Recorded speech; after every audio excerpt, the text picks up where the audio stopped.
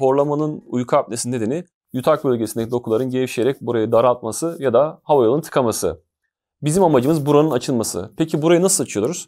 Horlama protezle açabiliyoruz. Bu bir horlama protezi. Burada dikkat ederseniz burası üst çene, burası alt çene ve alt çeneyi uyku sırasında belli bir oranda önde tutuyor. Bunu yaparak buradaki hava yolunu açarak horlama ve uyku apnesini büyük oranda engelliyor.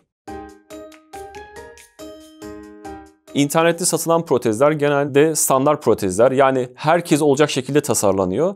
Şöyle hayal edelim, mesela Afrika'daki birisine de olacak ya da Çin'de yaşayan birisine de olacak. Tabii ister istemez protez çok büyük oluyor ve onu kişi kendi kendisine ayarlamaya çalışıyor. Bir doktor yardımı değil. Bundan dolayı ne yazık ki etkili olamıyor ve kullanımda çok zor oluyor. Ama horlama protezi ise gördüğünüz gibi daha küçük olabiliyor. Niye? Çünkü kişinin kendi ağız yapısına göre ölçü alarak hazırlanıyor ve hastalık derecesine göre ayarlanıyor. Bundan dolayı horlama protezleri standart satılan protezlere göre daha etkilidir. Bu bir horlama protezi. Protez ağzımızın içerisinde kalıyor. Önce üst çeneye oturtuyoruz, daha sonra alt çeneye oturtuyoruz ve tamamen ağzımızın içerisinde kalıyor. Dışarıdan gözükmüyor. Takıp çıkarması da kolay. Öncelikle şuradan başlayabilirim. Hiçbir tedavi kolay değildir. Mesela basit bir dolgu yapıyoruz. Hastanın ağzı belki 1 saat açık kalıyor. Veya diyelim boğazımız şiş, böyle büyük antibiyotikleri yutmaya çalışıyoruz. Buradaki önemli olan şey protezde bir alışma evresi oluyor. Bu ortalama 4-5 gece sürüyor ve bundan sonra her şey yoluna giriyor.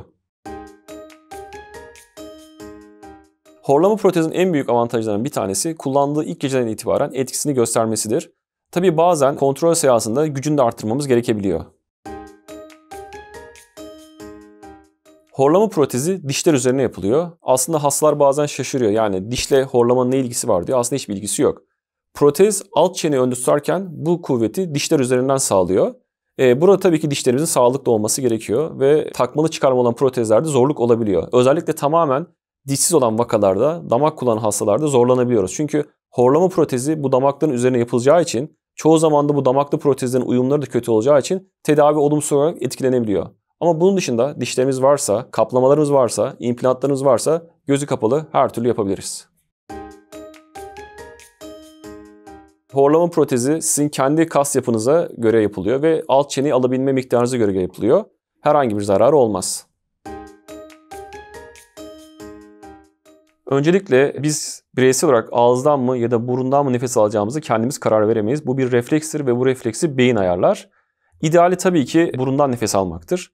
Fakat bazı kişilerde burnu tıkalı olabilir ve burundan rahat nefes alamıyor olabilir. Bundan dolayı horlama protezin ön tarafında bir açıklık vardır. Burundan nefes alamayan kişiler ağızdan da nefes alabilirler. Bu kişinin yapısına göre değişebilir. Bazı kişilerin mesela diyelim hiçbir şey yapmıyorken bile dudakları kısadır ve dişleri gözükür. Bazı kişilerin ise konuşurken dişleri bile gözükmez. Buna göre değişiyor tabii ki ama ağzımızın açık ya da kapalı olması hani protezin etkisini değiştirmez. Horlama protezi ortalama 1 hafta ile 10 gün arasında hazırlanabilmektedir. Bunun dışında yurt dışından veya şehir dışından gelen hastaları da aynı gün içerisinde hazırlayıp teslim edebiliyoruz. Tabii ki her şeyin bir ömrü var. Horlama protezin de ömrü var. Horlama protezin ömrü minimum yaklaşık olarak 3 sene diyebiliriz ama çoğu hasta 3,5 hatta bazen 4 seneye kadar çıkabiliyor.